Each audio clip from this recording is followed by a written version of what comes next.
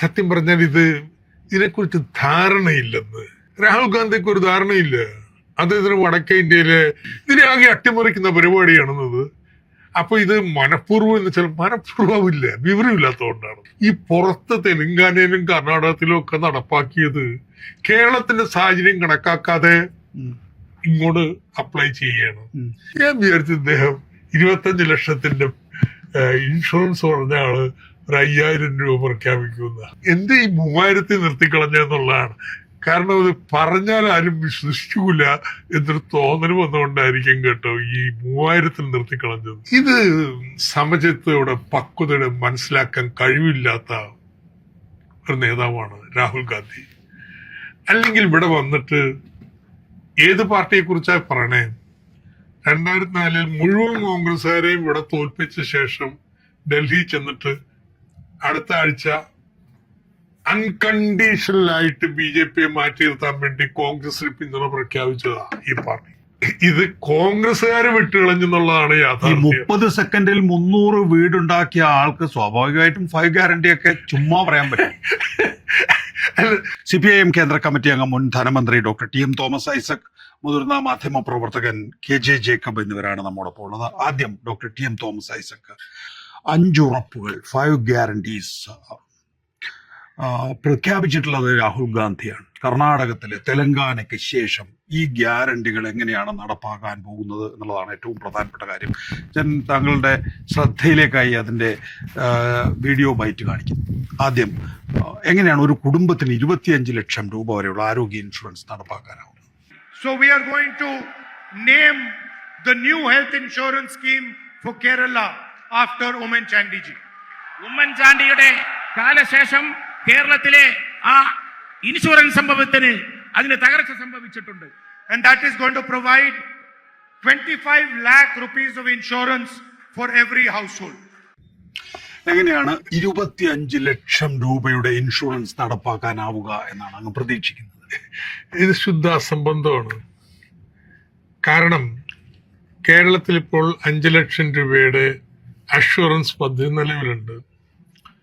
അപ്പൊ നമ്മൾ കണക്കുകൾ നോക്കിക്കഴിയുമ്പോഴേ 99.9% കുടുംബങ്ങൾക്കും ഈ 5 ലക്ഷം രൂപയുടെ കവറേജ് മതി. ഈ കവറേജ് വിട്ട് അപ്പുറത്ത് പോകുന്നത് ഈ ഓർഗൻ ട്രാൻസ്പ്ലാന്റിന് മാത്രമാണ്. അല്ലെങ്കിൽ 5 ലക്ഷം രൂപക്ക് നിൽക്കും. അപ്പോഴാണ് 25 ലക്ഷമായിട്ട് ഇറങ്ങണേ. അപ്പോ അതിൽ നമുക്ക് ഊഹിക്കാൻ പോകുന്നത് ഇവിടുത്തെ കോർപ്പറേറ്റ് ആശുപത്രികളെല്ലാം കൊണ്ടുവരികയാണ്. അവർക്ക് ഈ പറഞ്ഞ തുക റേറ്റുകൾ വരും. ഇവിടെ ഒരു ക്യാൻസറിന് 2 ലക്ഷം 4 ലക്ഷത്തിനുള്ളിൽ ചെലവ് നിൽക്കുന്നത് നിങ്ങൾ ഇതുപോലത്തെ വലിയൊരു ആശുപത്രി പോയാൽ നിൽക്കത്തില്ല. അപ്പോ പൊതു പണം എടുത്ത് ഇവിടുത്തെ വൻകിട കോർപ്പറേറ്റുകൾക്ക് കൊടുക്കുന്ന ഒരു ഏർപ്പാടാണ്. കേരളത്തിന്റെ ആരോഗ്യ സംവിധാനം അതല്ലെന്ന്. സർക്കാർ മുതൽ മുടക്കി മെഡിക്കൽ കോളേജ്, ജില്ലാ ആശുപത്രികള്, താലൂക്ക് ആശുപത്രികള്, ഇവിടെയൊക്കെ കിടത്തി ചികിത്സ. അതോടൊപ്പം ഇതുപോലുള്ള മിഷൻ ആശുപത്രികളും ഇടത്തരം ആശുപത്രികളുണ്ട്. ഈ റേറ്റിൽ തന്നെ കൊടുക്കാൻ തയ്യാർ. അവരെല്ലാം കൂട്ടി യോജിപ്പിച്ചിട്ട് ആരോഗ്യ പരിരക്ഷ നൽകുക എന്നുള്ളതാണ്. അപ്പോഴാണ് 5 ലക്ഷത്തിന് നടന്നുകൊണ്ടിരിക്കുമ്പോൾ 25 ലക്ഷം അത് ഇൻഷുറൻസ് ആണ്. ഇപ്പോ മുഴുവൻ പേർക്കും നമ്മൾ ആരോഗ്യ പരിരക്ഷ ഇൻഷുറൻസ് ഏർപ്പെടുത്തുന്നിരിക്കട്ടെ. എന്തിനാ ഇൻഷുറൻസ് കമ്പനി? ഈ കേരളത്തിൽ 1 കോടി ആളുകളുണ്ട്, കുടുംബങ്ങളുണ്ട്. അതിൽ 10 ലക്ഷം പേർക്ക് നമ്മൾ ആനുകൂല്യം നൽകാൻ ഉദ്ദേശിക്കുന്നുള്ളൂ. അപ്പോ ഒരു ഇൻഷുറൻസ് കമ്പനിയുടെ ആവശ്യമുണ്ട്. നമ്മൾ അതേ സമയത്ത് ഇപ്പൊ 42 ലക്ഷം കുടുംബങ്ങളുടെ പാതി എണ്ണത്തിന് കൊടുത്തുകൊണ്ടിരിക്കുക. എന്തിനാ ഇൻഷുറൻസ് കൊണ്ടുവരുന്നത്? സർക്കാർ നേരിട്ട് റീഇംബേഴ്സ് ചെയ്താൽ പോരെ? അതല്ലേ ചെലവ് കുറവ്. അപ്പോ അത്തരത്തിൽ നടന്നുകൊണ്ടിരിക്കുന്ന ഒരു സംവിധാനത്തെ ഒരു കാരണവുമില്ലാതെ തകർക്കുന്ന ഏർപ്പാടാണത്. ഇപ്പോ ഒരാൾക്ക് പ്രീമിയമായി ഇപ്പോ 10-30,000 ഉറുപ്പിക വെച്ച് സർക്കാർ അടയ്ക്കുകയാണ് എന്ന് തന്നെ വിചാരിക്കാം. അങ്ങനെ ഒരു സാമ്പത്തികമായിട്ടുള്ള ബാധ്യതയെക്കുറിച്ച് യാതൊരു ബോധ്യവും ഇല്ലാത്തത് കൊണ്ടാണോ, അതോ ഈ സർക്കാർ ആശുപത്രികളിൽ നിന്ന് മൊത്തം ബിസിനസ് സ്വകാര്യ ആശുപത്രികളിലേക്ക് കൊണ്ടുപോകാൻ വേണ്ടിയാണോ? ഏതാണ്? ഈ സത്യം പറഞ്ഞാൽ ഇതിനെക്കുറിച്ച് ധാരണയില്ലെന്ന്. രാഹുൽ ഗാന്ധിക്ക് ഒരു ധാരണയില്ല.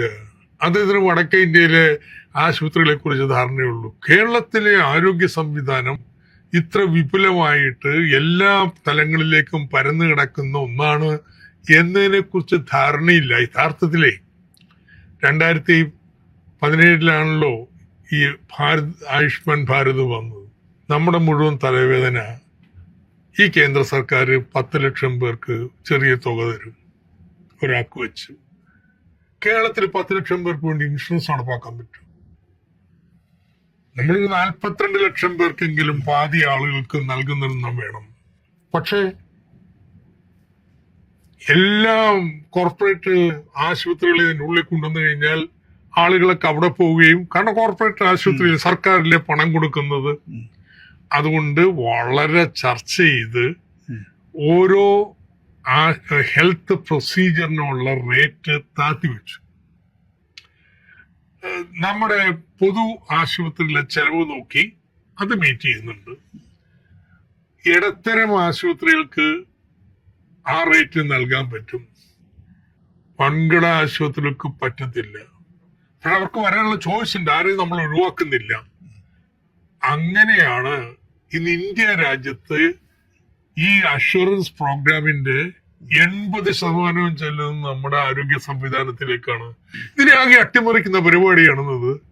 അപ്പൊ ഇത് മനഃപൂർവ്വം എന്ന് വെച്ചാൽ മനഃപൂർവ്വമില്ല, വിവരമില്ലാത്തതുകൊണ്ടാണ്. എന്താണ്, എങ്ങനെയാണ് ഈ കേരളത്തിലെ ആരോഗ്യ സംവിധാനം ഉരുത്തിരിഞ്ഞു വന്നതെന്നുള്ളത്? ശ്രീ കെ ജെ ജേക്കബ്, താങ്കൾ അങ്ങനെ കരുതുന്നുണ്ടോ? ഇത് വിവരമില്ലാത്തത് കൊണ്ട് ചെയ്തതാണെന്നാണോ മനസ്സിലാക്കേണ്ടത്? അതോ ഡോക്ടർ SS ലാലിനെ പോലെ IMAയുടെ ഭാരവാഹിത്വത്തിൽ നിന്ന് ഒരാൾ പഠനം നടത്തിയിട്ടാണ് ഈ ആരോഗ്യ മേഖലയിൽ വരുത്തേണ്ട മാറ്റങ്ങളെക്കുറിച്ച് UDF ചിന്തിച്ചു തുടങ്ങിയതെന്ന് നമ്മൾ കഴിഞ്ഞ 6 മാസമായി കേൾക്കുന്ന കാര്യമാണ്. അപ്പോഴാണ് നമ്മൾ പറയുന്നത്, നമ്മളിൽ നിന്ന് രാഹുൽ ഗാന്ധിയിൽ നിന്ന് നമ്മൾ മനസ്സിലാക്കുന്നത് 25 ലക്ഷമായി ഇൻഷുറൻസ് തുക വർദ്ധിപ്പിച്ചു എന്ന്. അപ്പോ അത് രാഹുൽ ഗാന്ധിയുടെ ചിന്തയില്ലാത്തൊരു പ്രവൃത്തി എന്നുള്ളതാണോ, അതോ UDF എന്ന നിലയിൽ ഇവിടെ പഠിച്ച് ചെയ്ത കാര്യങ്ങളാണോ? നമ്മള് ഈ ഡോക്ടർ ലാലിന്റെ ആ റിപ്പോർട്ടില് ഇത്തരം ഒരു ഇൻഷുറൻസ് ബേസ്ഡ് ആരോഗ്യ സംവിധാനത്തെ കുറിച്ചല്ല പറയുന്നത്. കഴിഞ്ഞ 10 വർഷത്തിനുള്ളിൽ ഞാൻ മനസ്സിലാക്കുന്നത് ഏകദേശം 10,000 കോടി 11,000 ഇടയ്ക്ക് കോടി രൂപയാണ് നമ്മുടെ ഹെൽത്ത് കെയർ ഇൻഫ്രാസ്ട്രക്ചറിൽ ചിലവാക്കി. അങ്ങനെ ഡോക്ടർ ആരോഗ്യ മേഖലയിൽ 10,000 കോടി രൂപ ഇൻവെസ്റ്റ്മെന്റ് ആണ്. അപ്പോഴത്തേക്ക് നമ്മൾ നോക്കൂ, നമ്മളുടെ ഇപ്പം ജില്ലാ ആശുപത്രികൾ, നമ്മുടെ കുടുംബാരോഗ്യ കേന്ദ്രങ്ങൾ, നമ്മുടെ മെഡിക്കൽ കോളേജുകൾ, നമ്മുടെ താലൂക്ക് ആശുപത്രികൾ, ഇവിടെയൊക്കെ വലിയ തോതിൽ ഇൻഫ്രാസ്ട്രക്ചർ നമ്മൾ ഡെവലപ്പ് ചെയ്തു. നമ്മുടെ ഹെൽത്ത് കെയർ സിസ്റ്റത്തിൽ ഇത്തരം ഹ്യൂജ് ആയിട്ടുള്ള ഒരു എമൗണ്ട് ഇൻഷുറൻസ് സെഗ്മെന്റിലേക്ക് കൊടുക്കുന്നതിന് പകരം നമ്മൾ we are at the cusp, നമ്മൾ അതിന്റെ അറ്റത്ത് നിൽക്കണം. കാരണം വലിയ ഇൻഫ്രാസ്ട്രക്ചർ നമ്മൾ ഉണ്ടാക്കി. ഇനി നമുക്ക് ഈ ശ്രീ രാഹുൽ ഗാന്ധി പറയുന്ന ഇൻഷുറൻസ് ചെലവാക്കുന്ന പണം കൂടി നമ്മൾ ചെലവാക്കിയാൽ നമുക്ക് സർക്കാർ മേഖലയിൽ ഏറ്റവും മികച്ച ചികിത്സ കൊടുക്കാൻ പറ്റും. We can make this entire insurance business redundant in Kerala. കാണുന്നത് ഗവർണൻസുമായി ബന്ധപ്പെട്ട കാര്യങ്ങൾ എത്ര ലഘുവായിട്ടാണ് കോൺഗ്രസ് കാണുന്നത് എന്നുള്ള ഏറ്റവും നല്ല ഉദാഹരണമാണ് ഈ ശ്രീ രാഹുൽ ഗാന്ധി. ഞാൻ മടങ്ങിയെത്താം. അടുത്തത്, സ്ത്രീകൾക്ക് KSRTC ബസ്സിൽ സൗജന്യ യാത്ര, കോളേജ് വിദ്യാർത്ഥിനികൾക്ക് പ്രതിമാസം 1000 രൂപ രാഹുൽ ഗാന്ധിയുടെ പ്രഖ്യാപനമാണ്. Is a free bus travel for all women in KSRTC buses. ആദ്യത്തെ ഗ്യാരണ്ടി, കേരളത്തിലെ KSRTC വാഹനങ്ങളിൽ സ്വതന്ത്രമായി സഞ്ചരിക്കാൻ ആവശ്യമായിട്ടുള്ള സൗകര്യം തീർത്തും സൗജന്യമായ നിരക്കിൽ സ്ത്രീകൾക്ക് ഏർപ്പെടുത്തി കൊടുക്കുക എന്നുള്ളതാണ്. 1,000 rupees a month financial assistance to college going girl students. മാസാന്തം 1000 രൂപ കോളേജിൽ പോകുന്ന പെൺകുട്ടികൾക്ക് പ്രത്യേകമായിട്ട് നൽകാൻ തയ്യാറാവുക എന്നുള്ളതാണ്. അങ്ങനെ ഒരു സൗജന്യം കേരളത്തിലെ സ്ത്രീകൾക്കാകെ ആവശ്യമുണ്ടോ, എക്രോസ് ആവശ്യമുണ്ടോ എന്നുള്ളതാണ് ചോദ്യം. ഇതില്ലേ, ആദ്യം കോളേജിൽ പോണ പെൺകുട്ടികളുടെ 1000 രൂപയുടെയൊക്കെ പല സംസ്ഥാനങ്ങളിലും സ്കൂളിൽ കോളേജിൽ പഠിക്കുന്ന പെൺകുട്ടികൾക്ക് പ്രത്യേക ആനുകൂല്യം കൊടുക്കുന്നുണ്ട്. അതിന്റെ യുക്തി എന്താണെന്നറിയാം? സ്ത്രീ വിദ്യാഭ്യാസത്തിൽ ഇന്ത്യ വളരെ പിന്നിലാണ്. അപ്പൊ സ്ത്രീകൾക്ക് പ്രത്യേക ഒരു ആനുകൂല്യം കൊടുത്താലേ അവരാകർഷിക്കാൻ പറ്റൂ. കേന്ദ്ര സർക്കാരിന്റെ തന്നെ മുദ്രാവാക്യമുണ്ടല്ലോ പെൺകുട്ടികൾക്ക് സ്കൂളിൽ പോകുന്നതിനെ കുറിച്ച്. എന്നാൽ കേരളത്തിൽ വ്യത്യസ്തമാണെന്ന്. കേരളത്തിൽ ആൺകുട്ടികളെക്കാൾ കൂടുതൽ പെൺകുട്ടികളാണ് കോളേജുകളിൽ നിന്ന് പഠിക്കുന്നത്. അപ്പോ അവരുടെ പ്രോത്സാഹിപ്പിക്കാൻ വേണ്ടി 1000 രൂപ കൊടുക്കുന്നത് വല്ല അർത്ഥമില്ല. അതാ ഞാൻ പറഞ്ഞത്, ഈ പുറത്ത് തെലങ്കാനയിലും കർണാടകത്തിലും ഒക്കെ നടപ്പാക്കിയത് കേരളത്തിന്റെ സാഹചര്യം കണക്കാക്കാതെ ഇങ്ങോട്ട് അപ്ലൈ ചെയ്യാണ്. എന്താ കേരളത്തിൽ വേണ്ടത്? കേരളത്തിൽ വേണ്ടത് ആൺകുട്ടിയാണെങ്കിലും പെൺകുട്ടിയാണെങ്കിലും കോളേജിൽ പഠിച്ചാൽ ജോലി കിട്ടുമെന്ന് ഒരു ഉറപ്പുമില്ല, ജോലിക്ക് പ്രാപ്തരാക്കുന്നില്ല. അതുകൊണ്ട് പഠിക്കണ വേളയിൽ തന്നെ അവർ ജോലിക്ക് ഉള്ള സ്കില്ലിങ്ങിന് സ്വമേധയ തയ്യാറാവണം. അങ്ങനെ സ്കിൽ കോഴ്സ് എടുത്താൽ അതിനെ പ്രോത്സാഹിപ്പിക്കാൻ ധനസഹായം കൊടുക്കണം. അത് കഴിഞ്ഞാൽ പഠിത്തം തീരുമ്പോൾ ജോലി കിട്ടുന്നു. പെൺകുട്ടിക്കും പെൺകുട്ടിയുടെ 47% അല്ലേ തൊഴിലില്ലായ്മ ഇന്ന് കേരളത്തിന്. അപ്പോൾ അവിടെയാണ് വേണ്ടത്. അപ്പൊ കേരളത്തിന്റെ പ്രത്യേകത മനസ്സിലാക്കാതെ വടക്കേ ഇന്ത്യയിലും മറ്റ് സംസ്ഥാനങ്ങളിലൊക്കെ പെൺകുട്ടികളുടെ വിദ്യാഭ്യാസം പുറകിലാണ്. അതുകൊണ്ട് 1000 രൂപ വെച്ച് അവർക്ക് ഇതാണ് മാതൃക. എത്ര ഗൗരവ ചിന്തയില്ലാതെയാണ് ഈ പ്രഖ്യാപനങ്ങൾ നടത്തുന്നത്. ഈ മഹാരാഷ്ട്രയിലായിക്കൊള്ളട്ടെ, അതുപോലെ തന്നെ മധ്യപ്രദേശിലായിക്കൊള്ളട്ടെ, ഏറ്റവും ഒടുവിൽ ബീഹാറിലായിക്കോട്ടെ, ഈ ലഡ്കി ബഹിൻ പദ്ധതിയാണ് വലിയ തോതിൽ വോട്ടർമാരെ ആകർഷിച്ചിട്ടുള്ളത്. തെരഞ്ഞെടുപ്പ് മഹാരാഷ്ട്രയിലൊക്കെ ലോക്സഭാ തെരഞ്ഞെടുപ്പിൽ വൻ തിരിച്ചടിയേറ്റ് 3 മാസത്തിനകം റിക്കവർ ചെയ്ത് അധികാരത്തിലെത്താൻ, ശിവസേന BJP സഖ്യത്തിന് അധികാരത്തിലെത്താൻ കാരണമായിട്ടുള്ളത് ഈ ലഡ്കി ബഹിൻ പദ്ധതിയാണ്. ഇപ്പോ ഈ പ്രഖ്യാപനം നടത്തിയപ്പോ തന്നെ ബസ്സുകളിൽ പോയി സ്ത്രീകളായിട്ടുള്ള വോട്ടർമാരോട് പറയാണ്, അടുത്ത തവണ UDF വന്നാൽ നിങ്ങളുടെ യാത്ര സൗജന്യമായിരിക്കും. പ്രചരണാത്മകമായിട്ടുള്ള ഒരു മുദ്രാവാക്യമാണ് അത് എന്നുള്ള കാര്യത്തിൽ അങ്ങ് സമ്മതിക്കുമോ? ഈ കോളേജ് കുട്ടികൾക്ക് 1000 രൂപ ഒരു പ്രധാന ട്രാക്ഷൻ കൊണ്ടുവരാൻ പോകുന്നില്ല. എന്നാൽ ബസ്സിൽ നിങ്ങൾക്ക് ഇനി ഫ്രീ ആയിട്ട് യാത്ര ചെയ്യാന്ന് പറഞ്ഞു കഴിഞ്ഞാൽ നിശ്ചയമായിട്ടും ചെവി അതിനുണ്ടാവും. കർണാടകത്തിലുണ്ടായി. അപ്പോ അതിന്റെ ഫലം എന്താ കർണാടകത്തിൽ ഉണ്ടായത്?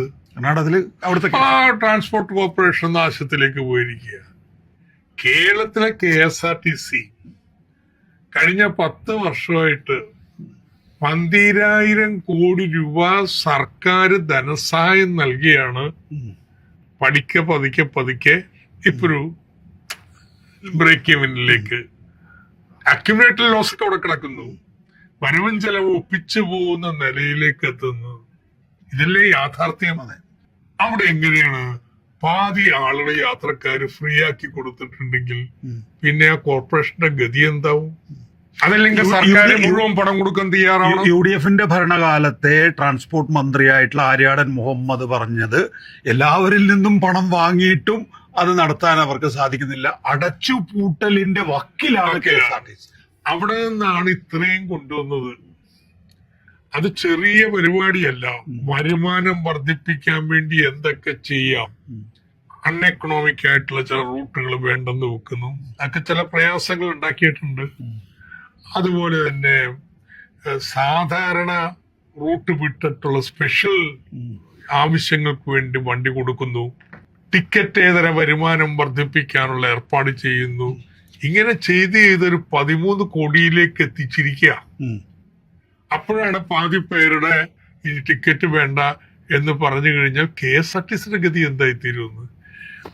അപ്പൊ ഉണ്ടാവും പണച്ചു കഴിഞ്ഞാൽ ഇപ്പൊ KSRTCയുടെ വലിയ സാന്നിധ്യം കേരളത്തിലുണ്ട്.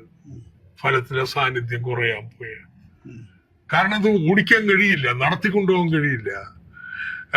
ഗണേഷ് കുമാർ ആണ് ഏറ്റവും ഭംഗിയായിട്ട് പറഞ്ഞത്, അയാളുടെ എക്സാസ്പിറേഷൻ. കാരണം ഇത് ഇവിടം വരെ ഒന്ന് എത്തിച്ചു കഴിഞ്ഞപ്പോഴാണ് പാതി ടിക്കറ്റ് വേണ്ട എന്ന് വെക്കാൻ പോണത്. KSRTCയുടെ മരണമായിരിക്കട്ടോ. വോട്ട് കിട്ടാൻ വേണ്ടി പ്രചരണത്തിന് വേണ്ടി ഇത് ഉപയോഗിക്കാം. പക്ഷേ ഇതിന്റെ ആത്യന്തിക ഫലം ഇതായിരിക്കും. 12,000 കോടി രൂപ 10 വർഷം 1000 കോടി വെച്ച് നൽകി അതിനെ നിലനിർത്തിക്കൊണ്ടുപോകുന്നിരിക്കുന്നു. ഇപ്പൊ ഏതാണ്ട് ഈ കൊടുത്ത 20,000 ഒന്നും എനിക്ക് കിട്ടൂല. അതൊക്കെ എഴുതി തള്ളുന്നത് നല്ലത്. പക്ഷെ അത് ഒരു ലാഭത്തിലേക്ക് വെൽക്യുമനിലേക്ക് വരുന്നൊരു സന്ദർഭത്തിൽ അതിന്റെ കണക്ക് കത്തി. ഇപ്പോ സ്വകാര്യ ബസ് ഉടമകളെ സംബന്ധിച്ചിടത്തോളം അതൊരു പ്രശ്നമായിരിക്കും. കാരണം ആളുകൾ ഫ്രീ ആയി കിട്ടുമെങ്കിൽ KSRTCയിലേക്ക് പോകും. സ്വകാര്യ ബസ്സുകളും ഏതാണ്ട് നിർത്തൽ ചെയ്യുന്ന ഒരു അവസ്ഥയിലേക്ക്. കർണാടകത്തില് സ്വകാര്യ ബസ്സിലില്ല, സർക്കാർ ട്രാൻസ്പോർട്ട് ബസ്സിലേ ഉള്ളൂ. അപ്പോ ഫലത്തിൽ എന്താണെന്ന് വെച്ച് കഴിഞ്ഞിട്ടുണ്ടെങ്കിൽ ഇതിന്റെ സ്വകാര്യവൽക്കരണം ഒരിക്കലും നടക്കാൻ പോകുന്നു. സ്വകാര്യ ബസ്സുകൾക്ക് ഇത് ബാധകമല്ല. ഇത് ബാധകമല്ലാത്ത KSRTC ബാധകമാണ്. അവർക്ക് ഇത് ഓടിക്കാൻ പറ്റത്തില്ല. അവർ പതുക്കെ പിൻവാങ്ങുന്നു. സ്വകാര്യ ബസ്സുകൾക്ക് വേണ്ടിയിട്ട് യാത്രാ സൗകര്യത്തിന് വേണ്ടി ജനങ്ങൾ കൂടുതൽ ആശ്രയിക്കേണ്ട അവസ്ഥയിലേക്ക് വരുന്നു. നമ്മുടെ ബസ് സർവീസിന്റെ സ്വകാര്യവൽക്കരണത്തിലേക്കാണ് നയിക്കുക. ക്ഷേമ പെൻഷൻ 3000 രൂപ നേരത്തെ 2021 ഇതേ രാഹുൽ ഗാന്ധി തന്നെയാണ് കേരളത്തിൽ വന്ന് പ്രഖ്യാപിച്ചത്. 6000 രൂപയാക്കി ക്ഷേമ പെൻഷൻ വർദ്ധിപ്പിക്കും. അപ്പോൾ ഒരു വർഷം 72,000 ഉറുപ്പിക കിട്ടും. അന്നും ഉണ്ടായിരുന്നു പരിഭാഷയൊക്കെ. വളരെ ആവേശത്തോടു കൂടിയാണ് ആ പരിഭാഷ പ്രാസംഗിക പറഞ്ഞത്. പുതിയ പരിഭാഷകനുണ്ട്. Welfare pensions increased to 3,000 rupees a month. ക്ഷേമ പെൻഷൻ മാസാന്തം 3000 രൂപയാക്കി വർദ്ധിപ്പിക്കുക എന്നുള്ളത്. 3000 രൂപ. അപ്പൊ നിങ്ങളിപ്പോ 2000 രൂപ കൊടുക്കുന്നുണ്ട്, അത് 3000 രൂപയാക്കും എന്നാണ് പറയുന്നത്. അതെ, നല്ല കാര്യല്ലേ? അല്ല, 3000 ആക്കണമെന്ന് പറ്റുന്നതിനേക്കാൾ കൂടുതൽ കൊണ്ടുവരണമെന്ന്. പക്ഷെ ഇത് പറയാനുള്ള അവകാശം ഇടതുപക്ഷത്തിനേ ഉള്ളൂ. കാരണം ഈ 2000 രൂപ കൊടുത്തതില് UDFന്റെ സംഭാവന 100 രൂപയാണ്. അതും 18 മാസത്തെ ഗ്യാപ്പ്. അതാണ് അവരുടെ സംഭാവന. അപ്പൊ ആയ കാലത്തൊന്നും ചെയ്തിട്ടില്ല. ഇനിയിപ്പോ വന്നാൽ ഞങ്ങൾ ചെയ്യൂ എന്നുള്ളതാണ്. അപ്പൊ നമ്മളും പറയും നമ്മൾ ചെയ്യും, ഉറപ്പല്ലേ? ആരെ വിശ്വസിക്കാ ജനം? ഈ UDFനെയാ LDFനെയാണ്? അങ്ങനെ ചോദ്യം. വിശ്വാസ്യതയുടെ പ്രശ്നമില്ലെന്ന് അവര് 5 വർഷം ഭരിച്ചപ്പോ 10,000 കോടി താഴെയല്ലോ കൊടുത്തത്. ഇപ്പോ 5 വർഷം കൊണ്ട് ഏതാണ്ട് 50,000 കോടിയിലേക്ക് എത്തിയില്ല. എന്താ വ്യത്യാസം ഇത്? അപ്പൊ എല്ലാവരും തർക്കം ഞങ്ങളെ കുടിശ്ശിയാക്കിയോ ഇല്ലയോ മറച്ചതെന്നൊക്കെ പറഞ്ഞുള്ള സംശയമാണ്. ഞാൻ പറഞ്ഞ അത് ആ തർക്കത്തിലേക്കല്ല വേണ്ടത്. എത്ര കൊടുത്തു നിങ്ങൾ 5 വർഷം കൊണ്ട് 10,000 കോടി താഴെ 32 ലക്ഷം ആളുകൾ. ഇപ്പോഴോ 62 ലക്ഷം. അതാണ് 50,000 കോടി 5 വർഷം കൊണ്ട്. അപ്പൊ അതുകൊണ്ട് ഈ പാവപ്പെട്ടവര് ഈ 3000. എന്റെ അത്ഭുതം എന്താണെന്നറിയോ? ഞാൻ വിചാരിച്ചു ഇദ്ദേഹം 25 ലക്ഷത്തിന്റെ ഇൻഷുറൻസ് പറഞ്ഞ ആള് ഒരു 5,000 രൂപ പ്രഖ്യാപിക്കുന്ന. അത്രയും കാറ്റ് അവിടെ ആവശ്യം വരുന്നില്ല. അതായത് 25 ലക്ഷത്തിന്റെ ഇൻഷുറൻസ് പ്രഖ്യാപിച്ച അത്രയും കാറ്റ് ക്ഷേമ പെൻഷന്റെ കാര്യത്തിലില്ല, വരുന്നില്ല. അപ്പൊ എന്ത് ഈ 3000 നിർത്തിക്കളഞ്ഞെന്നുള്ളതാണ്. കാരണം ഇത് പറഞ്ഞാൽ ആരും വിശ്വസിക്കൂല എന്നൊരു തോന്നൽ വന്നുകൊണ്ടായിരിക്കും കേട്ടോ ഈ 3000 നിർത്തിക്കളഞ്ഞത്. ചെറുപ്പക്കാർക്ക് പുതിയ സംരംഭങ്ങൾ തുടങ്ങാൻ 5 ലക്ഷം രൂപ വരെയുള്ള പലിശരഹിത വായ്പ. ഞാൻ KJ ജേക്കബിലേക്ക് വരാം, അതുകൂടെ കേൾക്കട്ടെ. രാഹുൽ ഗാന്ധി പറയുന്നത് Up to 5 lakh interest-free loans for youngsters who want to start their businesses. അതിൽ 5 ലക്ഷം വരെയുള്ളവർക്ക് അതിൽ 5 ലക്ഷം വരെ ചെറുപ്പക്കാർക്ക്, പുതിയ ബിസിനസ് തുടങ്ങാൻ ആഗ്രഹിക്കുന്ന ചെറുപ്പക്കാർക്ക് സൗജന്യമായി കടം, ഫ്രീ ലോൺ നൽകുന്നതിനായിരിക്കും ഉപയോഗപ്പെടുത്തുക. ആരാ സംസാരിക്കണേ? തർജ്ജമ നമ്മുടെ മറ്റേ അബ്ദുൽ സമദ് സമദാനി, മുസ്ലിം ലീഗിന്റെ രാജ്യസഭാംഗം അബ്ദുൽ സമദ് സമദാനി. അദ്ദേഹം നല്ല സാഹിത്യത്തിലൊക്കെ പറഞ്ഞ ആളാണ്. അദ്ദേഹത്തിന് കുറെ ഭാഷകൾ അറിയാം, പക്ഷെ ഈ ട്രാൻസ്ലേഷൻ പാളി.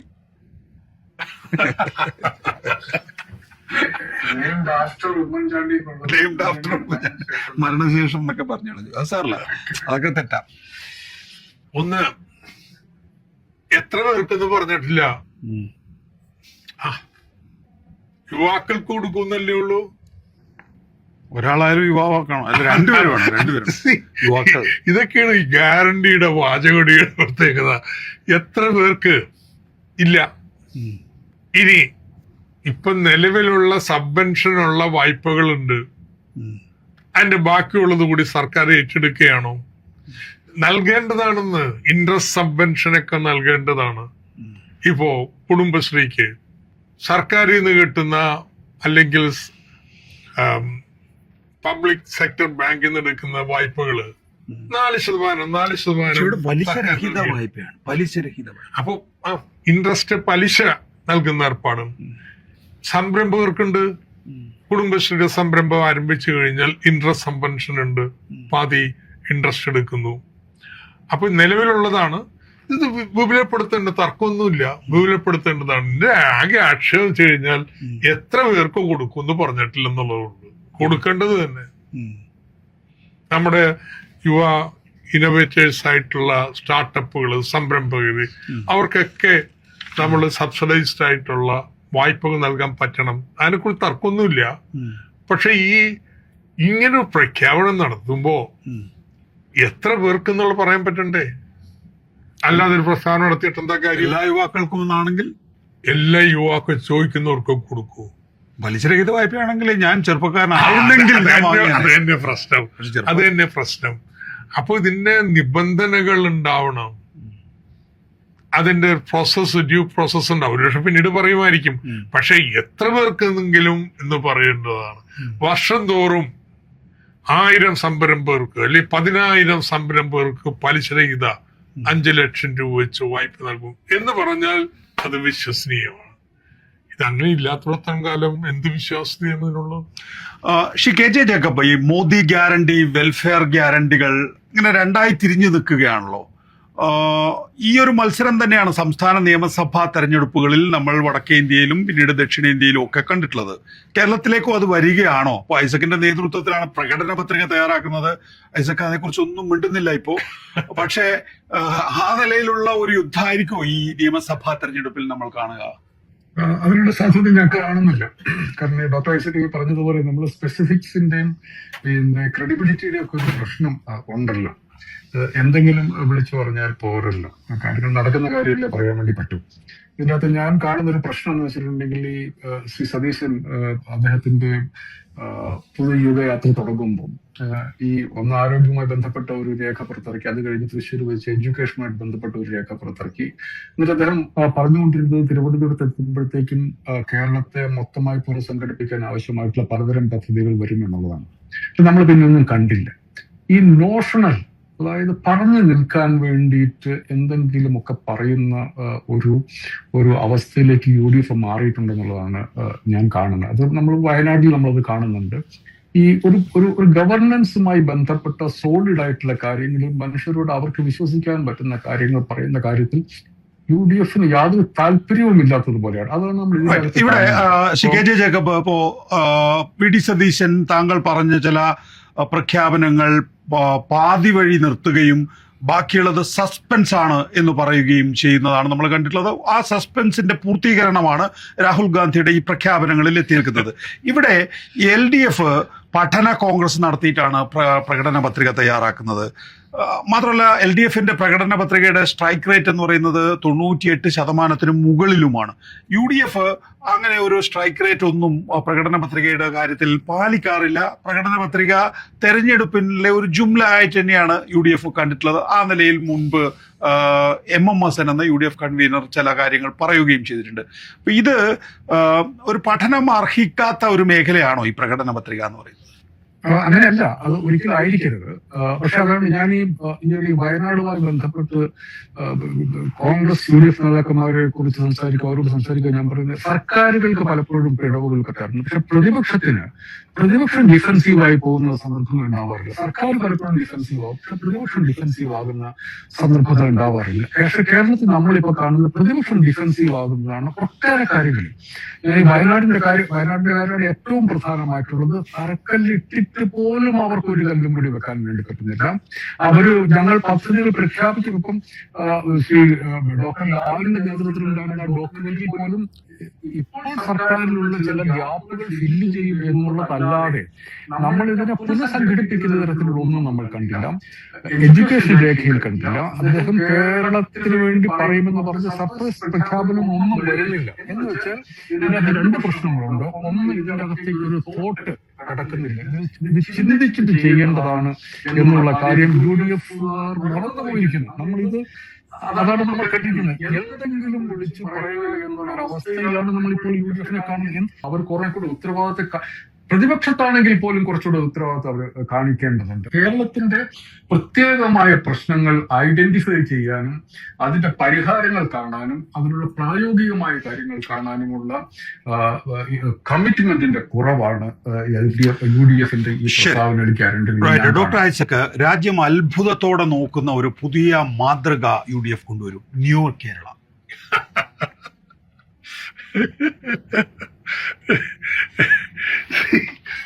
ഇങ്ങനെ വാക്കുകളുടെ അർത്ഥം മനസ്സിലാക്കാതെ എടുത്ത് വീശുന്നതാണ്. നിയോ എന്ന് പറയുന്നതിന്റെ അർത്ഥം പുതിയ എന്നുള്ളത്. അത് സോഷ്യൽ സയൻസിലെ ഡെറഗേറ്റീവ്, മോശം അർത്ഥത്തിൽ പുതിയതാണ് പക്ഷെ മോശമാണെന്നുള്ള അർത്ഥം. Neo colonial, neo fascist, neo liberal, neo liberal, ഇതാണ്. അതേസമയത്ത് നാച്ചുറൽ സയൻസില് അങ്ങനെയല്ല. നിയോ നാറ്റൽ, നവജാത ശിശുക്കളുടേത്. നിയോ ക്ലാസിക്കൽ, ആർക്കിടെക്ചറലി ക്ലാസിക്കൽ ആർക്കിടെക്ചറിന്റെ പുതിയ വെർഷൻ എന്നുള്ള അർത്ഥം. ശാസ്ത്രത്തിൽ പലപ്പോഴും ഈ നിയോലിത്തിക്, നവീന ശിലായുഗം. പക്ഷെ സോഷ്യൽ സയൻസിലെ ഐഡിയോളജിക്കൽ ഡിബേറ്റുകളില് നിയോ എന്ന് പറയുന്നത് മോശം എന്നുള്ള അർത്ഥത്തിലാണ്.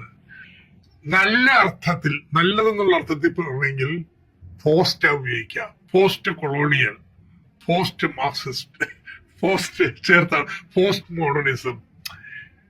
നിയോ ചേർക്കുന്നത് ഡെറഗേറ്റീവാണ്. ഇങ്ങനെ കേരളത്തിന്റെ വിശേഷണമായിട്ട്, പ്രഫിക്സ് ആയിട്ട്, ഉപസർഗം നിയോ ചേർക്കണമെങ്കിൽ അസാമാന്യമായിട്ടുള്ള ഒരു വിശകലന രീതിയാണ് കേട്ടോ. ഞാൻ കേട്ടപ്പോ തന്നെ ഇത് എന്താ ഈ പറയുന്നതെന്ന് ഞാൻ വിചാരിച്ചത്. അതുകൊണ്ട് കേരളത്തിന് നിയോ കേരള അല്ല ഉണ്ടാക്കേണ്ടത്, നവകേരളമാണ് ഉണ്ടാക്കേണ്ടത്. ഇനിയിപ്പോ ആണെങ്കിലും അദ്ദേഹം പറയണം പോസ്റ്റ് കേരള മോഡൽ ഞങ്ങളുടെ നിലപാടാണ്. ഫൈൻ, കേരള മോഡൽ മോശമായതുകൊണ്ടല്ല. പക്ഷെ അദ്ദേഹം പറയണെന്നറിയോ, ഞാൻ ആ സെന്റൻസ് വായിച്ചു മിനിസൈസിൻ്റെത്. കേരള മോഡൽ കാലഹരണപ്പെട്ടു, അതുകൊണ്ട് ഞങ്ങൾ ന്യൂ കേരള മോഡൽ. ഇതാണ് പ്രയോഗം. കേരള മോഡൽ എന്താ? കേരള മോഡൽ പാവപ്പെട്ടവർക്ക് ക്ഷേമം, നല്ല ജീവിതം ഉറപ്പുവരുത്തുന്നു. താഴ്ന്ന വരുമാനത്തിൽ പോലും ത്രൂ റീഡിസ്ട്രിബ്യൂഷൻ അവർക്ക് സർക്കാരിൽ നിന്ന് വിദ്യാഭ്യാസവും ആരോഗ്യം കൊടുക്കുന്നു, സാമൂഹ്യ സുരക്ഷ കൊടുക്കുന്നു, നല്ല കൂലി മേടിച്ചു കൊടുക്കുന്നു. ഉള്ളവരിൽ നിന്ന് ഇല്ലാത്തവന് കുറച്ച് മേടിച്ചു കൊടുക്കുന്ന ഏർപ്പാടാണ്. അത് പോരാ, അതിനപ്പുറം പോണം. ഇത് കാലഹരണപ്പെട്ടതുകൊണ്ടല്ല, നാളെ ഇത് വേണമെന്ന്, നാളെ പാവപ്പെട്ടിട്ട് പോകണം. അവന് നല്ല തൊഴിലവസരങ്ങൾ ഉണ്ടാവണം, ആധുനികമായ തൊഴിലുകൾ, വ്യവസായങ്ങൾ വരണം. അപ്പോൾ പാരഡൈം ഷിഫ്റ്റ്, അതിലേക്ക് നമ്മൾ ക്ഷേമ പ്രവർത്തനങ്ങൾ പോരാ, പശ്ചാത്തല സൗകര്യങ്ങൾക്കും മറ്റും മുതൽ മുടക്കണം. ഇങ്ങനൊരു മാറ്റം വരണം കേരളത്തിലെ ഡെവലപ്മെന്റ് പാരഡൈമിൽ. അത് ന്യൂ കേരള മോഡലല്ല, കാലഹരണപ്പെട്ടുകൊണ്ട് വരുന്നതല്ല. എന്താ സതീശന്റെ പ്രശ്നം എന്നറിയോ? ഈ നവം എന്ന് പറയാൻ വയ്യ. നവകേരളം എന്നുള്ളത് ഒരു 10 വർഷമായിട്ട് ഇപ്പുറത്ത് ബ്രാൻഡ് ചെയ്യപ്പെട്ട് അതിനൊരു പ്രത്യേക അജണ്ടയും ഉള്ളടക്കവും ഒക്കെ ഈ പഠന കോൺഗ്രസുകൾ ഉണ്ടാക്കിയെടുത്തിട്ടുണ്ട്. എന്താണ് നവകേരളം എന്ന് പറയുന്നത്? അപ്പൊ പിന്നെ നവകേരളം പറയാ. അപ്പൊ അതുകൊണ്ട് ന്യൂ ചേർത്ത് ആരും കാണാത്തൊരു അത്ഭുതം ന്യൂ കേരളം എന്ന് പറയുകയാണ് ചെയ്യുന്നത്. സത്യം പറഞ്ഞാൽ അദ്ദേഹം ചെയ്യുന്നത് നവകേരളം പറയാൻ അത്ര ബുദ്ധിമുട്ടുണ്ടെങ്കിൽ പോസ്റ്റ് കേരള മോഡൽ എന്ന് പറഞ്ഞാൽ കുറച്ചുകൂടി ഇതുമായിരിക്കും. ഇവിടുത്തെ രാഷ്ട്രീയത്തെക്കുറിച്ചും രാഹുൽ ഗാന്ധിക്ക് വിമർശനമുണ്ട്. അതായത് ഇന്ത്യ ബ്ലോക്കുമായി സഹകരിക്കുന്ന പാർട്ടിയാണ് CPM എങ്കിലും CPM കേരളത്തിൽ CJP ആണ് എന്നാണ് രാഹുൽ ഗാന്ധി പറയുന്നത്. In fact, in Kerala, it is not the CPM and the BJP. കേരളത്തെ സംബന്ധിച്ച് പ്രശ്നം CPI BJP എന്നതല്ല, It is the CJP. അത് CJP എന്നുള്ളതാണ്. അദ്ദേഹം കോൺഗ്രസ് നേതാവെന്നുള്ള രീതിയിൽ കേരളത്തിൽ വന്നാൽ കോൺഗ്രസിനെ പിന്താങ്ങി സംസാരിക്കണം. ഞാനും സംശയമില്ല, തർക്കമില്ല കാര്യത്തിൽ. കേരളത്തിൽ കോൺഗ്രസും CPMവും ഇന്ത്യ മുന്നണിയുടെ ഭാഗമാണെങ്കിലും ഇന്ത്യ മുന്നണി ബ്ലോക്കിന്റെ ഭാഗമാണെങ്കിലും അന്നേ പറഞ്ഞിട്ടുള്ളതാ, ഇന്ന് പറയണതല്ല. നമുക്ക് കേരളത്തിൽ യോജിപ്പുണ്ടാകാൻ പറ്റില്ല. ബംഗാളിൽ യോജിച്ചു മത്സരിച്ചിട്ടുണ്ട്, കേരളത്തിൽ പറ്റത്തില്ല. വേറെ പല സ്ഥലത്തും സഹകരിക്കുന്നുണ്ട്. ഇതാണ് ഇന്ത്യൻ രാഷ്ട്രീയം. ഇത് സമചിത്തതയോടെ പക്വതയോടെ മനസ്സിലാക്കാൻ കഴിവില്ലാത്ത ഒരു നേതാവാണ് രാഹുൽ ഗാന്ധി. അല്ലെങ്കിൽ ഇവിടെ വന്നിട്ട് ഏത് പാർട്ടിയെ കുറിച്ചാ പറയണേ? 2004 മുഴുവൻ കോൺഗ്രസ്സുകാരെയും ഇവിടെ തോൽപ്പിച്ച ശേഷം ഡൽഹി ചെന്നിട്ട് അടുത്ത ആഴ്ച അൺകണ്ടീഷണൽ ആയിട്ട് BJP മാറ്റി നിർത്താൻ വേണ്ടി കോൺഗ്രസിന് പിന്തുണ പ്രഖ്യാപിച്ചതാ ഈ പാർട്ടി. ഇതാണ് ട്രഡീഷൻ. അതെങ്കിലും ഇദ്ദേഹം ഒന്ന് ഓർക്കണ്ടേ ഇവിടെ ഒന്ന് CJP പറയുമ്പോ? അപ്പോ ആ രീതിയിലുള്ള രാഷ്ട്രീയ പക്വത ഇദ്ദേഹത്തിന് പ്രദർശിപ്പിക്കാൻ കഴിയില്ലെന്നുള്ളതാണ്. അതിന്റെ മറ്റൊരു ഉദാഹരണമാണ് ഓപ്പോസിഷൻ പാർട്ടി ആപ്പ്, കെജ്രിവാള്. അവരഭിമാനം കൊള്ള ഞങ്ങൾ ഇയാളെ ജയിലിലടച്ചെന്നുള്ളത്.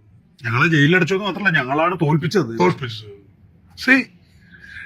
ഇതൊക്കെ നെയ്വായിട്ടുള്ള രാഷ്ട്രീയ വർത്താനങ്ങളാണ്. India deserves better leaders. അപ്പൊ കേരളത്തിൽ വന്ന് ഇങ്ങനൊരു പ്രസ്താവന നടത്തുക മാത്രമല്ല, CM-നെതിരായിട്ട് ED ആയിട്ട് എന്നെ ED ചോദ്യം ചെയ്തു. എന്തുകൊണ്ടാണ് മുഖ്യമന്ത്രിയെയും കുടുംബാംഗങ്ങളെയും ചോദ്യം ചെയ്യാൻ? പണ്ട് ഇത് ഉന്നയിച്ച സമയത്ത് പിണറായി വിജയൻ പറഞ്ഞു, നിങ്ങളെ വേറൊരു പേര് വിളിക്കുമായിരുന്നു പണ്ട്, ഞാനിതിപ്പോ വിളിക്കുന്നില്ല. നമ്മള് പക്ഷെ എങ്ങനെയാണ് നോക്കണം? കേരളത്തില് ഇവിടുത്തെ സോണിയാഗാന്ധിക്കെതിരായിട്ട് വന്ന ആക്ഷേപത്തില് ശബരിമല കേസുമായിട്ട് ബന്ധപ്പെട്ട് ഇവിടെ പാർട്ടി ആളുകളെല്ലാം പറഞ്ഞിട്ടുണ്ട്, സോണിയയെ ബന്ധപ്പെടുത്തി എന്താണ് വന്ന്. Party general secretary MA baby വന്നു. ബേബി പറഞ്ഞു സോണിയാഗാന്ധിയെ ചോദ്യം ചെയ്യണമെന്ന്. അത് ഞാൻ പറയില്ല, നിശബ്ദവാഴിച്ചു പോയല്ല, പറയില്ല. ഇതൊക്കെയാണ് സ്റ്റേറ്റ്സ്മാൻഷിപ്പ് എന്ന് പറഞ്ഞത്. ലെവല ദേശം അതിന്റെ പകുതിരിവില്ലെന്നല്ലേ കാണിച്ചുകൊണ്ടിരിക്കുന്നത്. അപ്പോ ഇത് വളരെ ദൗർഭാഗ്യകരമാണ്. സത്യം പറഞ്ഞാൽ ഇവരെ പോലുള്ളവരൊക്കെ റോള് വഹിക്കാനുണ്ട്. പക്ഷെ കേരളത്തിൽ വന്നിട്ട് ഇങ്ങനെയുള്ള വർത്താനം പറയല്ല വേണ്ട. ഡൽഹി ചോദിച്ചല്ലോ, സന്തോഷ് കുമാർ ചോദിച്ചു, ബ്രിട്ടാസ് ചോദിച്ചു, നിങ്ങൾ എന്താ പറഞ്ഞു? എന്തിനത് കേൾക്കണേ? അപ്പൊ ഇതൊരു വലിപ്പവും സ്ഥാനവും മറന്നുള്ള വർത്തമാനം ഇവിടത്തെ രാഷ്ട്രീയ നേതാക്കന്മാര് പ്രസംഗിക്കുന്ന പോലെ പ്രസംഗിക്കുകയാണ്. KJ കബ അക്കാര്യത്തിൽ എന്താ താങ്കളുടെ അഭിപ്രായം? രാഹുൽ ഗാന്ധിക്ക് കേരളത്തിൽ വരുമ്പോ കേരളത്തിലെ UDF നേതാക്കൾ രാഹുൽ ഗാന്ധിയോടൊരു അഭ്യർത്ഥന മുന്നോട്ട് വെക്കുമല്ലോ, നിങ്ങൾ കടന്നാക്രമിക്കണം, നമുക്കിത് ഒരു കില്ലർ ഇൻസ്റ്റിങ്ക്റ്റോട് കൂടി നേരിടേണ്ട തെരഞ്ഞെടുപ്പാണ്, അത് കേൾക്കാതിരിക്കാൻ രാഹുൽ ഗാന്ധിക്ക് കഴിയുമോ? ആവാമല്ലോ, അദ്ദേഹം പറയണമെന്നുള്ള അഭിപ്രായമാണ് എന്റെ അഭിപ്രായം. അത് സംസ്ഥാന സർക്കാരിനെതിരെ CPM-നെതിരെ അതിന്റെ പൊളിറ്റിക്സിനെതിരെ ആഞ്ഞടിക്കണം എന്നുള്ളത് തന്നെയാണ് എന്റെ അഭിപ്രായം. അത് അദ്ദേഹം കോൺഗ്രസ് നേതാവാണ്, അതിൽ തർക്കമില്ല. പക്ഷെ അദ്ദേഹം നേരത്തെ ഇങ്ങനെയല്ല സംസാരിച്ചിരുന്നത്. ഭാരത് ജോഡോ യാത്ര അദ്ദേഹം കേരളത്തിൽ വന്നപ്പം ഇതേപോലത്തെ ചില CPM-ഉം കോൺഗ്രസും തമ്മിലുള്ള ചില സ്റ്റിക്കി ആയിട്ടുള്ള വിഷയങ്ങളുണ്ടായിരുന്നു. അപ്പൊ അദ്ദേഹത്തോട് ആവർത്തിച്ച് ചോദ്യം ചോദിച്ചപ്പോൾ അദ്ദേഹം പറഞ്ഞിരിക്കുന്നത് ഈ ജാഥ അതിനെക്കുറിച്ചുള്ളതല്ല എന്ന് ആവർത്തിച്ച് പറയുകയാണ് ശ്രീ രാഹുൽ ഗാന്ധി ചെയ്തത്. അന്ന് കേന്ദ്രത്തിൽ ദേശീയ തലത്തിൽ CPM-ഉം കോൺഗ്രസും തമ്മിൽ വളരെയധികം യോജിച്ച് പ്രവർത്തിക്കുന്ന ഒരു സന്ദർഭമാണ് ഇപ്പോഴും. അതെ, അപ്പം അദ്ദേഹത്തിന് ഒരു നിലവിലുള്ള സംസ്ഥാന സർക്കാരിനെതിരെ അദ്ദേഹത്തിന് ആരോപണങ്ങൾ ഉന്നയിക്കാം, അതിനെ വിശദമായിട്ട് വിമർശിക്കാം. പക്ഷേ ഈ സ്റ്റേറ്റ്മെന്റുകൾ എവിടെ നിന്ന് വരുന്നു എന്നുള്ളതാണ് അദ്ദേഹം വിശദീകരിക്കേണ്ടത്. എന്തുകൊണ്ട് മുഖ്യമന്ത്രി അറസ്റ്റ് ചെയ്യുന്നു? മുഖ്യമന്ത്രിക്കെതിരെ ഒരു കേസ് ഉണ്ടോ എന്ന് അദ്ദേഹം എന്തുകൊണ്ട് അന്വേഷിക്കുന്നില്ല? അതാണ് അതിന്റെ പ്രശ്നം. മുഖ്യമന്ത്രിക്കെതിരെ കേസില്ല. നാടൻ ഭാഷ പറഞ്ഞ മര്യാദകേടാണ്. അദ്ദേഹം അങ്ങനെയൊന്നും പറയാൻ വേണ്ടി പാടില്ല.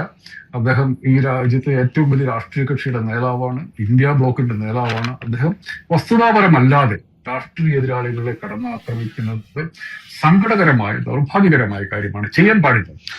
ഡോക്ടർ ഐസക്, അവസാനമായിട്ട് എത്ര പരസ്യം നൽകിയാലും സർക്കാരിന്റെ മുഖം നന്നാക്കാൻ കഴിയില്ല എന്നാണ് രമേശ് ചെന്നിത്തല പറയുന്നത്. നോക്കൂ, നേരത്തെ ഇവിടെ കെജെ ജേക്കബ് പറഞ്ഞ ഒരു കാര്യം വളരെ പ്രധാനപ്പെട്ടതാണ് എന്ന് തോന്നുന്നു. അതിതാണ്, പ്രതിപക്ഷത്തിനും ചില ഉത്തരവാദിത്തങ്ങളുണ്ട്. സാധാരണഗതിയിൽ സർക്കാർ പരാജയപ്പെടുന്നത് കാണാറുണ്ട്, പ്രതിപക്ഷം പരാജയപ്പെടുന്നത് കാണാറില്ല. ഇവിടെ പ്രതിപക്ഷമാണ് ഇവിടെ പരാജയപ്പെട്ടതായി കാണുന്നത്. മുണ്ടക്കൈ ചൂരൽമല ദുരന്ത ബാധ്യത സർക്കാരിന് പണം കൊടുക്കരുതെന്ന് KPCC പ്രസിഡന്റ് പ്രഖ്യാപിക്കുകയാണ് ചെയ്തത്. എന്നിട്ട് അവർ സ്വന്തമായി യൂത്ത് കോൺഗ്രസും പലതരത്തിലുള്ള പിരിവുകൾ നടത്തുന്നു. ഒടുവിൽ ആ പണം എത്രയാണ് പിരിച്ചത് എന്ന് പറയാൻ പോലും കഴിയാത്ത രീതിയിലേക്ക് അവർ കേരള ജനതയുടെ മുമ്പിൽ ഒരു സോറി ഫിഗറായി നിൽക്കുന്നു. ആ ആപ്പ്, സാധാരണഗതിയിൽ ആപ്പ് കാണാതാവില്ല, ആപ്പ് കാണാതായിരിക്കുന്നു എന്നുള്ളതാണ്. അപ്പൊ സ്വാഭാവികമായിട്ടും KPCC പ്രസിഡന്റിനോടും പ്രതിപക്ഷ നേതാവിനോടുമാണല്ലോ നമ്മൾ ചോദിക്കുക. പ്രതിപക്ഷ നേതാവ് തന്നെ പറഞ്ഞിട്ടുണ്ട്, എന്റെയും KPCC പ്രസിഡന്റിന്റെയും സംയുക്ത അക്കൗണ്ടിലാണ് പണം വന്നത്. എന്റെയും KPCC പ്രസിഡന്റിന്റെയും ജോയിന്റ് അക്കൗണ്ടിലാണ് പൈസ എന്നാണ് പറഞ്ഞിരിക്കുന്നത്. ആ പൈസ എത്രയാണ് എന്ന് ചോദിക്കാനും അത് മറുപടി KC വേണുഗോപാലിനോട് ചോദിച്ചു ഒരു പെൺകുട്ടി, ഒരു മാധ്യമ പ്രവർത്തക, എത്ര ഫണ്ടാണ് വന്നതെന്ന് എന്നാണ് ഈ പ്രതിപക്ഷം വളരെ പരിശ്രമത്തിലാണ് ഇമേജ് ബിൽഡിങ്ങിന്, അവരുടെ ഒരു നെറേറ്റീവ് ഉണ്ടാക്കാൻ വേണ്ടിയിട്ട്. അതിന് വലിയ തോതിൽ പണവും ചെലവാക്കുന്നുണ്ട്. കേരളത്തിലെ മുഖ്യധാര മാധ്യമങ്ങളുടെ എല്ലാം കൂട്ട് അതിനുണ്ട്. സാമൂഹ്യ മാധ്യമങ്ങളിലും അടുത്ത കാലം വരെ അവർക്ക് വലിയ ഒരു മുൻകൈ നേടുന്നതിന് പണം മുടക്കിയിട്ട് ആൾക്കാരെ എടുത്ത് പ്രൊഫഷണലായിട്ട് ചെയ്യുക. ഇൻഫ്ലുവൻസേഴ്സിന്റെ ഒക്കെ അക്കൗണ്ടുകൾ വാങ്ങുന്നു.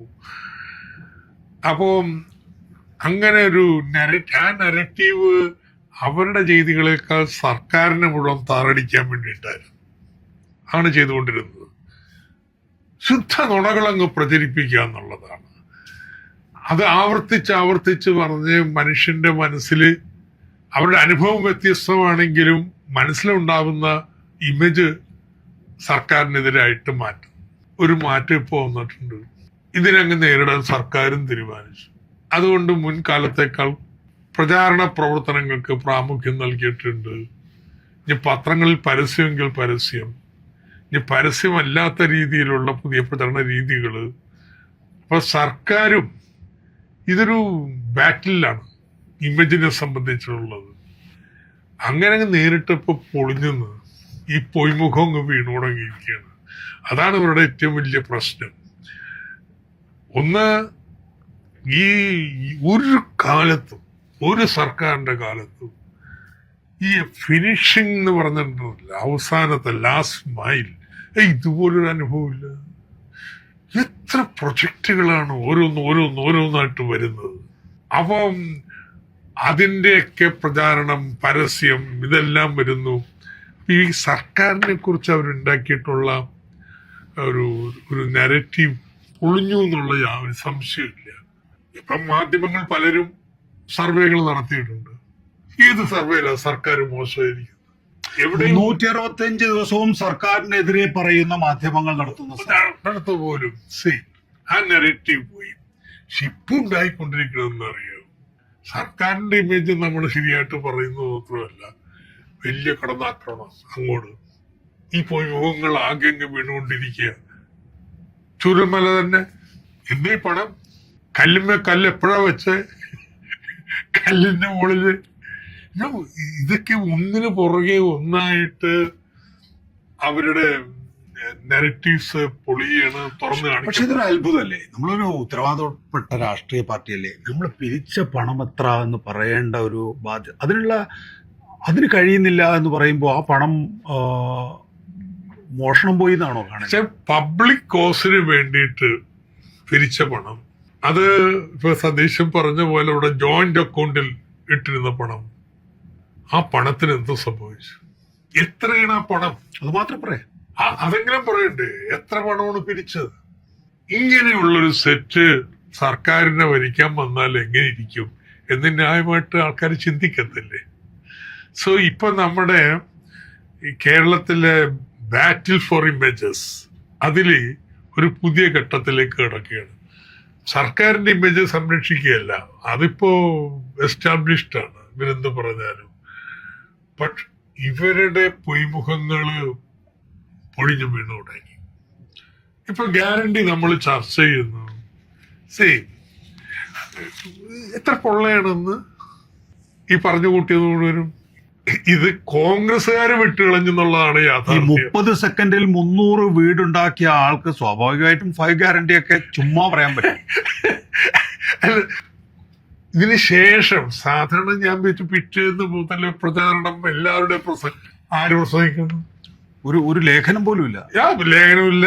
സോഷ്യൽ മീഡിയയില് അന്നത്തെ ദിവസം നേരത്തെ തയ്യാറാക്കി വെച്ച ചില പോസ്റ്റേഴ്സ് വന്നു, വേറെ ആരെങ്കിലും വർത്തമാനം പറയുന്നുണ്ട്, അത് ഗ്യാസ് പോയിന്ന്.